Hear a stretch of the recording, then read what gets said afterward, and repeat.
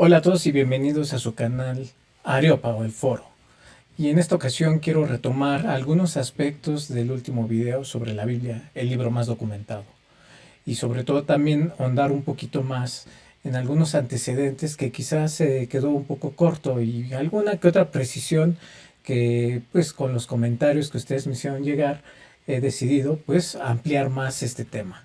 Así que vamos a empezar por recordar que la Biblia proviene del vocablo griego biblia, que es un plural neutro de biblión, que esto quiere decir rollito, diminutivo de biblos, que significa corteza. Esto bajo pues lo que entendemos que es el interior de la planta del papiro. Recuerden que ahí estuvimos viendo un poquito cómo se ve y cómo sale el papiro justo del interior de esta corteza, sale las hojas de papiro. Entonces, por ser la Biblia precisamente un conjunto de rollitos de papiro, es que su vocablo, su terminología en griego, viene a tener la connotación actual relativamente respecto de Biblia, ¿no? Y aquí en la parte de arriba les dejé también en hebreo cómo se dice rollo, que es sefer.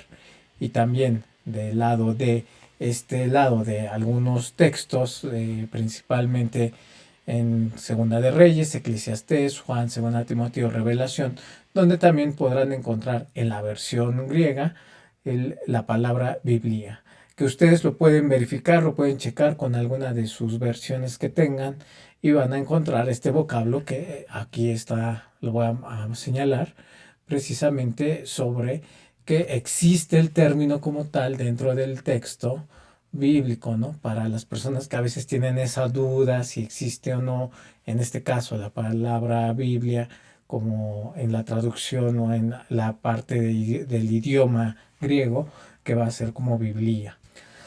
Ahora, momentos cruciales en la historia de la transmisión textual. Aquí, bueno, tendríamos que remontarnos a otros antecedentes todavía, desde algunos materiales que se utilizaron para poder transmitir ahora sí que la parte textual de la historia, y tendríamos quizá que hablar hasta de piedra, de metales, en donde se plasmaba también alguna escritura. Sin embargo, vamos a tomar como referencia la escritura cuneiforme mesopotámica, que se realizaba en tablillas de arcilla, de barro, y se cosían. Aquí tenemos unas imágenes para que nos quede un poquito más claro y ver cómo precisamente como que se usaban las cuñas y se iban haciendo aquí la escritura, los símbolos que iban a convertirse también en palabras, en ideas, y que también esto tendría que ver o tiene mucha relación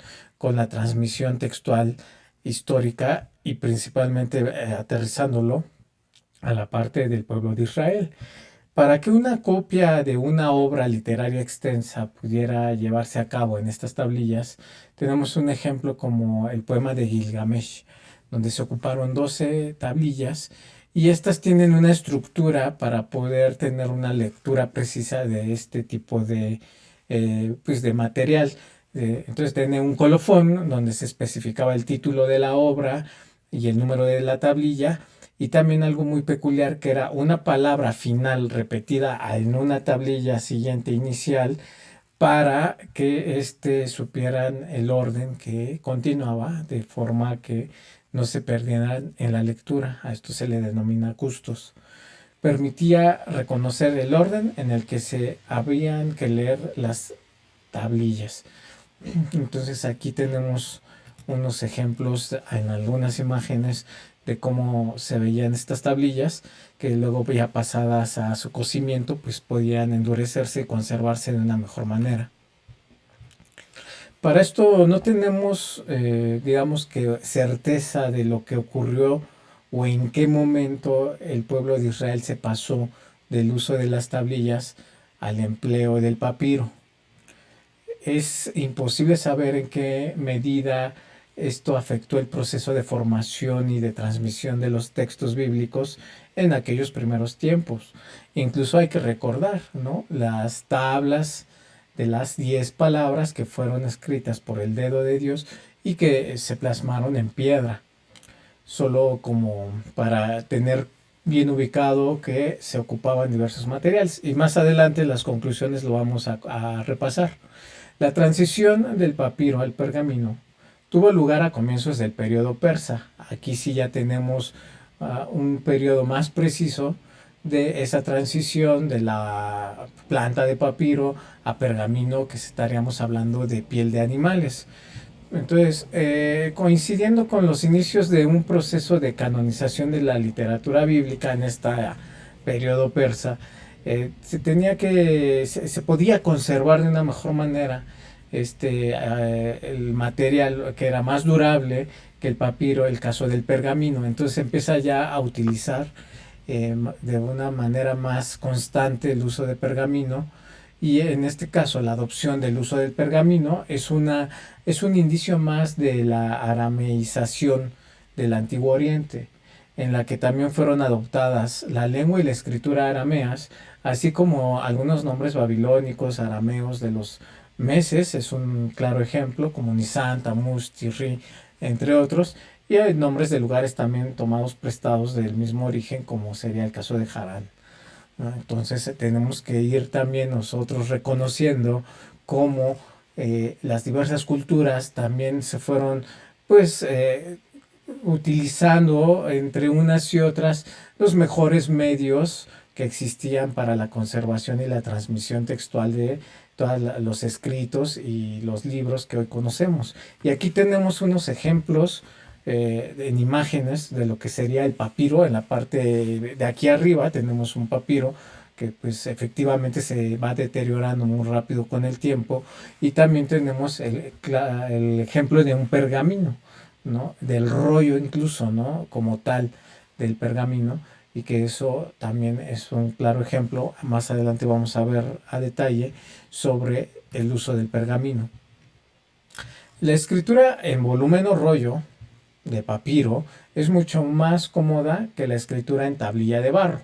Entonces ya vimos, ¿no? Esa transición se fue realizando donde pasábamos de la tablilla de barro a lo que es la escritura en papiro. Sin embargo, el detalle del papiro es que se deteriora muy rápido con el paso del tiempo, sobre todo en regiones húmedas.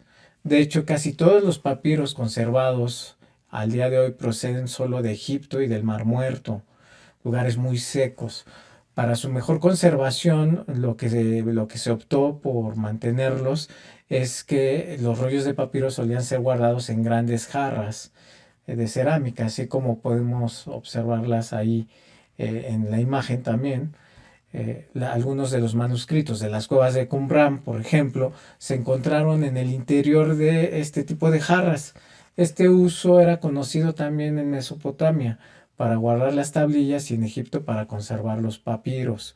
Entonces, nuevamente hay repetición sobre los usos de conservación de materiales para plasmar y poder también transmitir la escritura de estos libros y de estos escritos. En la época anterior al exilio, los rollos eran generalmente de papiro, conforme al uso egipcio. Entonces, aquí vamos viendo y analizando todo el proceso, la evolución que fue teniendo los escritos bíblicos, que son lo que nos interesa en este punto. Un rollo podía tener la capacidad suficiente para la copia de un libro tan extenso como el libro de Isaías. Y ahí está un ejemplo, precisamente en el Museo del Libro allá en Israel, tenemos esta imagen donde precisamente pues es lo que se está conservando, y que podía haber un rollo que tuviera esta extensión tan grande en cuanto al contenido y el tamaño del libro de Isaías, y que era todavía mejor conservarlo en un rollo que pensar en tablillas. El Pentateuco era demasiado extenso para ser copiado en un solo rollo. Se utilizaban normalmente 5 rollos, uno por libro. Esto hablando todavía de esa transición que fue existiendo. Entonces podríamos decir, o podemos hablar de que también, o sea, había rollos de papiro y posteriormente rollos de pergamino. El rollo tenía un enorme inconveniente. Solo era posible escribir por una de sus caras. Para extender y leer un rollo era preciso además utilizar las dos manos. La comprobación de citas resultaba pues por ello muy incómoda y no es extraño que el rollo cayera progresivamente en desuso, siendo sustituido por el códex o códice, hecho de hojas de papiro al principio y de pergamino más tarde. Y aquí tenemos unos ejemplos muy interesantes de lo que es ya un códice, ¿no? O un códex. Y esto ya es, como lo voy a señalar acá, ya es en forma parecida a lo que es nuestros libros actuales. Son hojas y una de las ventajas es que se podía también escribir de ambas caras y es como un libro. Prácticamente aquí ya estamos viendo que está evolucionando. Entonces, en lugar de desenrollar, ahora era solamente pasar una hoja, como hoy en día lo hacemos. Entonces, para eso tendríamos que hablar de este tema de los cuadernillos, que se conforman de 4 hojas dobles, cuaternio, formaba un códice o sea, el conjunto de estos cuadernillos formaban un códice con un grosor discrecional y aspecto semejante al de un libro moderno. Podía tener tapas de madera, tapas de piel. Al principio las columnas escritas eran estrechas. Entre los códices más famosos de la Biblia tenemos de la Biblia griega, tenemos el alejandrino, tiene 2 columnas, el vaticano que tiene 3 columnas y el sinaítico que tiene 4 columnas. Con el paso del tiempo se generalizó la página de 1 o 2 columnas. Y aquí vamos a ver ahora sí las imágenes que estaban previamente en qué son esas hojas. Son los ejemplos de los 3 códices principales del griego. Hablamos de la Biblia. Códice alejandrino, son 2 columnas, tal y como se ve aquí en las imágenes. Tenemos columna 1, columna 2. Códice vaticano tiene 3 columnas y aquí están señaladas columna 1, columna 2, columna 3. Y el códice sinaítico, que incluso lo recomiendo, que pueden ustedes hacer sus búsquedas en línea. Por internet está este códice sinaítico disponible y tiene 4 columnas. Entonces, ¿cómo distinguimos la consulta, la imagen, la información? Distinguir entre un códice y otro por el número de columnas. Ahora bien, a partir del siglo I de la era común, el códice se desplazó progresivamente al rollo. Para el siglo IV era ya muy corriente el uso del códice en pergamino y no ya en papiro. Aquí podemos ver nuevamente cómo hay una evolución. Cuando se trataba de rollos o rollitos, pues también inició con papiro y luego se mudó al pergamino. Y en este caso ya cuando hablamos de lo que es el códice, también hubo códices que se ocuparon primeramente con papiro y después con pergamino. Los cristianos utilizaron muy pronto el formato en códice para la difusión de sus escritos. Antes incluso de que se generalizara el uso del códice para la copia de los textos literarios grecolatinos, el códice tenía grandes ventajas y es por esas razones que se migró muy rápido a ser utilizado.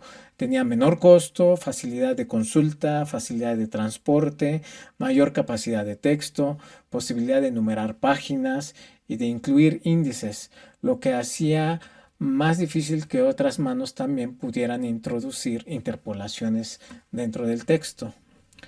Ahora aquí vamos a ver algunas imágenes de lo que es el santuario del libro allá en Israel y que hacen honor a los descubrimientos también arqueológicos. Y vemos ahí, por ejemplo, la tapa de las ánforas, de las jarras que hace un momento vimos, que es la forma propiamente del museo. También vemos ahí el rollo, ¿no? El rollo de Isaías y su conservación. Entonces es algo pues, que hicieron de una forma bastante curiosa, interesante y que ya forma ahora parte de la historia.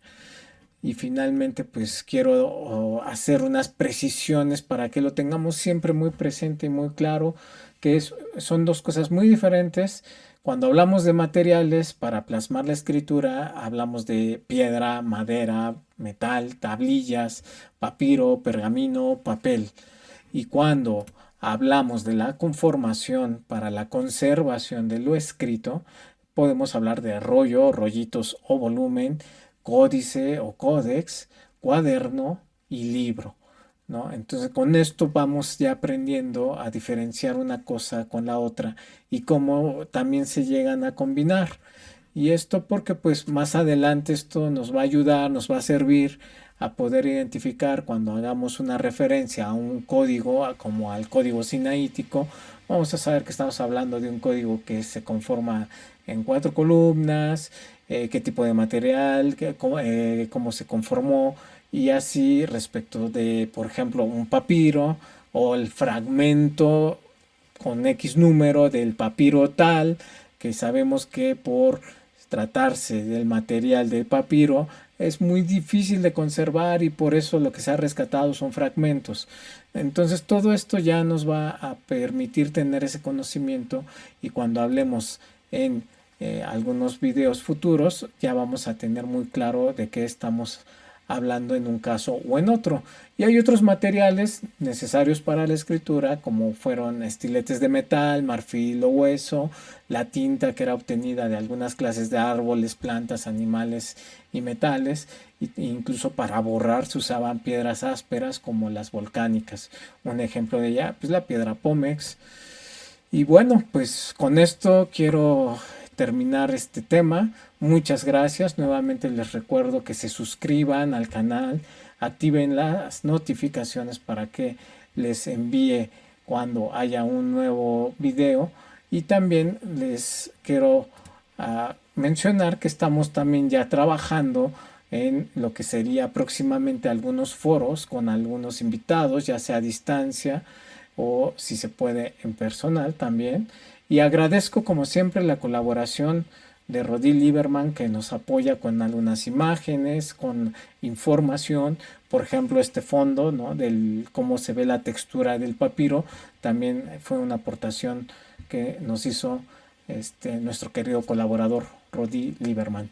Pues eso sería todo por ahora, cuídense mucho, que Dios les bendiga siempre y los guarde a todos ustedes. Hasta pronto.